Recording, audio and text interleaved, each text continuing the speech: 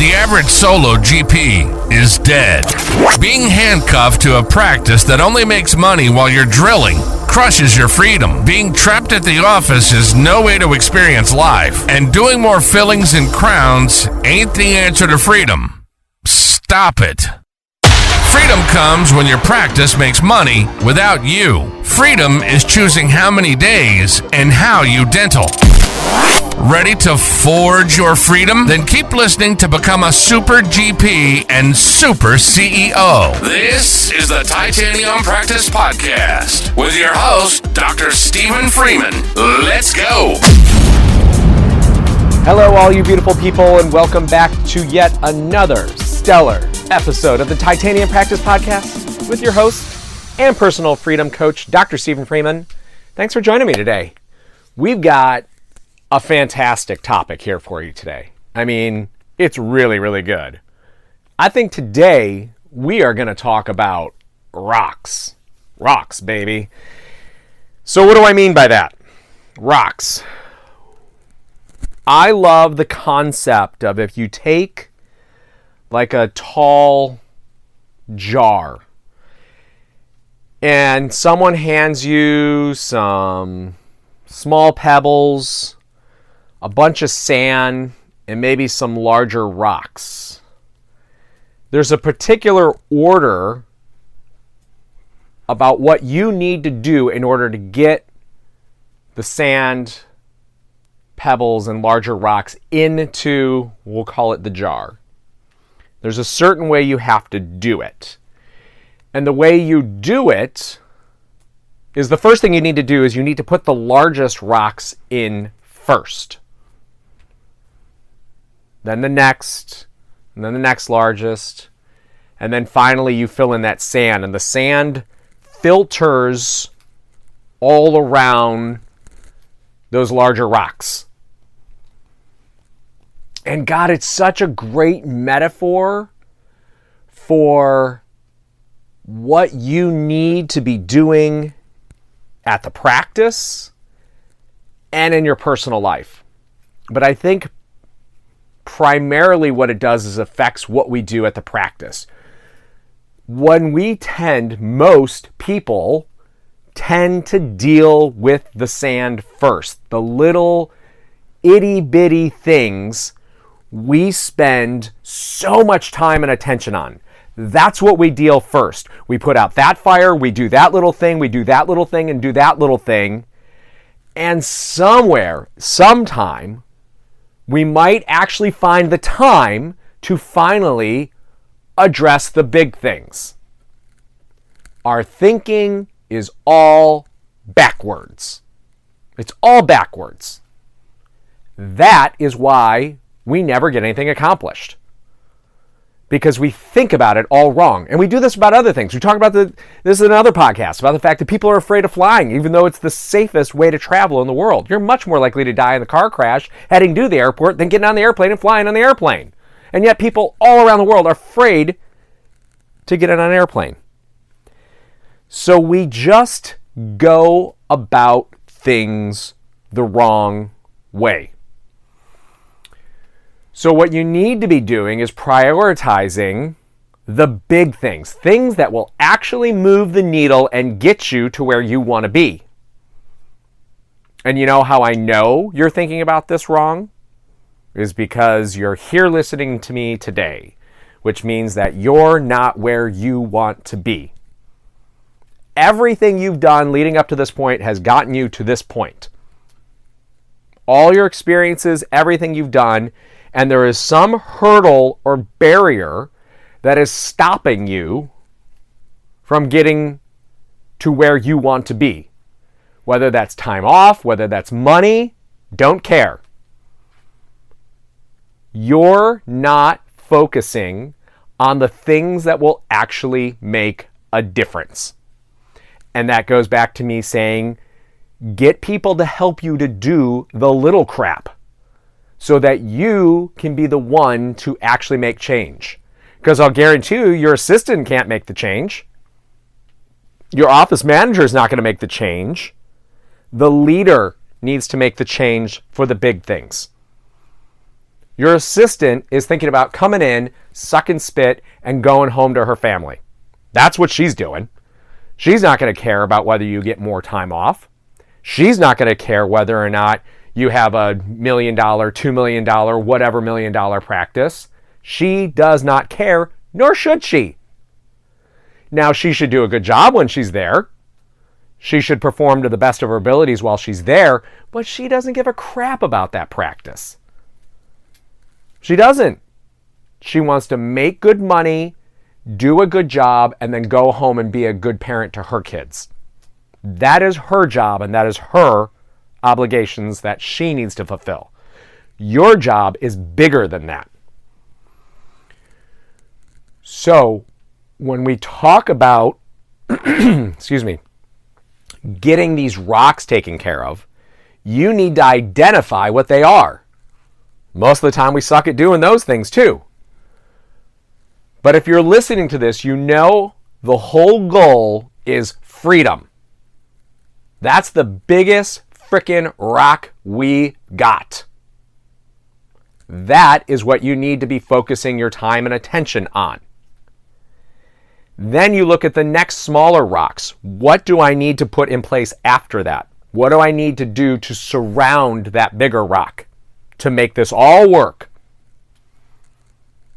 And I'm telling you right now, the way to get to freedom is we need to get you to the point of being a super GP.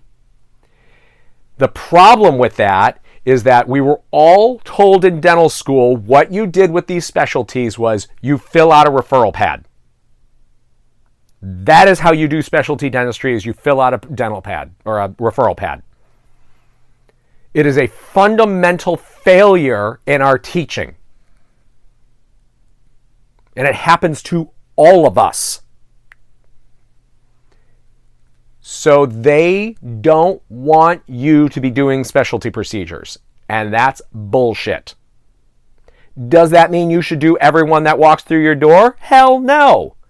Do you want to do everyone that walks through your door? Hell no. You don't. But about 80% of the specialty stuff that walks through your door, you should absolutely be able to do. And my God, will that just fill an entire day for you of extremely profitable procedures. Many 4, 5 times, 10x times as much revenue for the same amount of time that you're spending doing this other piddly crap is what makes the difference. It's amazing. Big rock, freedom, things to get there. Learning how to be a super GP. And then you can cut back on all the time you want. It's amazing. Make it one day. Make it no days. Don't care. Make it what you want it to be, but you need to identify it. And I can help you get there because you've had this whole hierarchy tell you that you shouldn't be doing this. I got very lucky. I had my dad, oral surgeon, help me learn how to do implants. I was extremely lucky to have that in my life.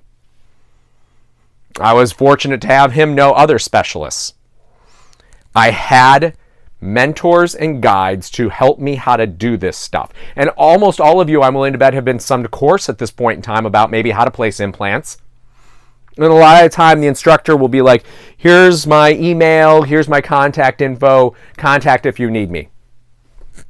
How many of you do that? Almost none of you do that. Why? Because it's weird. It's a weekend impersonal class where they lecture and talk at you for the weekend, and you do pick up some things. There's no doubt about it, but they're talking at you and there's no development of a relationship. You need to be able to trust that person. You need to be able to have good rapport with that person. Because without it, making that leap is scary. It's scary to do. I felt the same exact way. And there is nothing special about me. Kindergarten, I did it twice. Did kindergarten twice. Dominated it the second time. I was really freaking good at it. I was even the teacher's special helper. That's how good I was at kindergarten the second time I did it. It was amazing. I failed my first board exam that I took for the Northeast Regional Board. Didn't know how to make a temporary. I think I know how to make a temporary now. I don't know. I've made a lot of them, but I have gone through these things and been challenged by many things through my life, and there's nothing terribly special about what I can do. The difference is that I had a guide to help me get through those rough patches. You will have implants fail. What do you do when that happens? I can help you with that. You will have endo that goes sideways on you. What happens when that occurs? You'll have an ortho case. That one stubborn tooth doesn't want to rotate. How do you get it to rotate? How do you make my mom happy with that case? There's fixes for all of these things, which is great. All of them have fixes. But you need to have someone that can be by your side to help fix those things. Because they're going to happen, and you know they're going to happen. That's where the fear comes from. That's where the fear comes from, is that you know those bad things are going to happen. Now, the good news is they almost never happen. They happen a tiny fraction of the time. But you need to know how to fix them. You need to know what to do when they do happen, but we let that tiny, small, I'm talking like 2-3% of the time, that's what we're talking about. How often do you have problems when you're doing general dentistry, though? You have some of those cases, you're like, man, I just cannot capture that margin on that crown or that bridge. You can't get it closed. You can't get the patient to like the crown in their mouth. God, the lady bitching about how the crown on number 18 looks. What? Shut up. It's number 18. But somehow, she's got the fish hook with her finger in the side of her mouth with the mirror, and she pulls it up directly to her face, and she keeps looking at it and telling you she doesn't like how it looks. What? How often does that happen? Not very often, but it happens, and it eats at you. And you don't know how you're going to fix it, but you end up fixing it. The difference is you've been through it enough times now that you don't really think about it that's this way. You know you'll get by it. You don't really need help to get through that. But until you do these things, someone showed you along the line, or dumb luck, one of the two, showed you how to get through getting that crown finally seated and the patient happy and on their way. Somewhere along the line, you figured it out. My job is to compress that time with these specialty procedures to help you make sure that we minimize how often they occur and how long they're a pain in the ass. Because, man, it sucks to turn to someone and tell them that their implant failed. Especially if you're the one that took out their tooth and grafted the site and it's been 3 months, and then they get the implant, it's been 3 months. Now they've waited 6 months for their implant. And now you're like, we got to start all over again. It doesn't happen often, but when it happens, it is a gut punch. It sucks. But it's so rare, and it's so infrequent that it occurs. You can't let that be the dominant train of thought that stops you from doing this. And the fix is pretty simple for it. That's the good news. Takes time, but the fix is simple. But we focus on doing the wrong things. And we're just operate from this sense of fear rather than charging at the problem and knowing what are the things that we need to tackle first. So you need to make a list. I've told you this before of what you need to do is that you need to be in a position where you figure out what you want. And it's okay for it to change as you go through your journey of doing things from, be it from clinician to practice ownership of what type of practice you want. You think you want a small one, then you think you want a big one, whatever. Again, don't care. Be whatever you want it to be. But you need to be in a situation where you at least have written down and you kind of got an idea of what it is that you think you want to be headed for. But that overarching theme, if you're listening to this, is freedom. How do I generate money either while not being at the office, which is what I'd encourage you to be shooting for, or I just don't have to be here nearly as much as I am right now, and be in a situation where I need to run everything. Man, I remember when I was less than a year into owning my practice, and it was just my wife and I. So when we first started, she was the assistant, front office person, and I was the dentist and hygienist, and it was miserable. Told her it was a living hell. It was very, very difficult because she didn't know what she was doing. And it turned out I didn't really know what it was that I was doing. And I put her in a position to fail, and good for her because she rose to the occasion, and she was and continues to be amazing. She's no longer working at the practice anymore, but she continues to be an amazing human being and always rises to the challenge. But I set her up to fail. But we went to visit my sister. She lived in Long Beach at the time, out in California. I was still living I lived here in Florida. And so we were going to go and visit her for 4th of July. We get on the plane, fly there. And when you first, there's 3 hours difference between Florida and California. And when I go to bed early, I've told you this. I go to bed early. But when you get together with people you haven't seen in a while, you don't go to bed right away. You stay up, you talk. Well, shit, it was already 3 hours, when we landed past my bedtime. And then we stay up and talk. Well, what do you know? We have to bring the laptop and our phone because we're the only 2 people that work at this office. And we're awoken what feels like the middle of the night, which out there it was.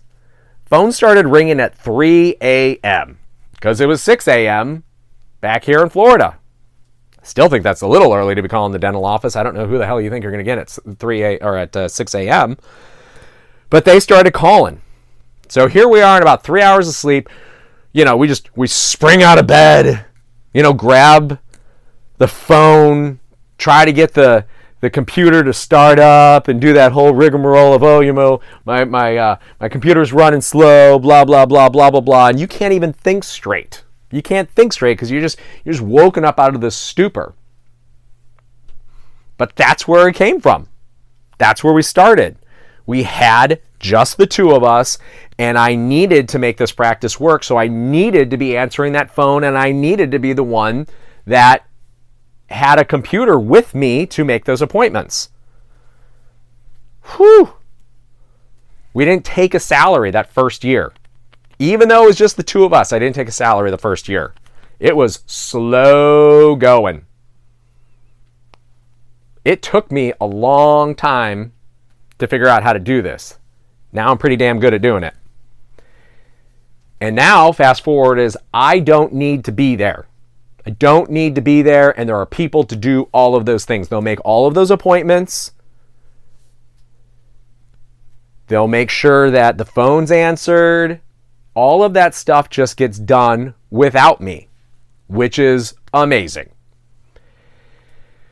But what you need to do is identify how you are going to do that.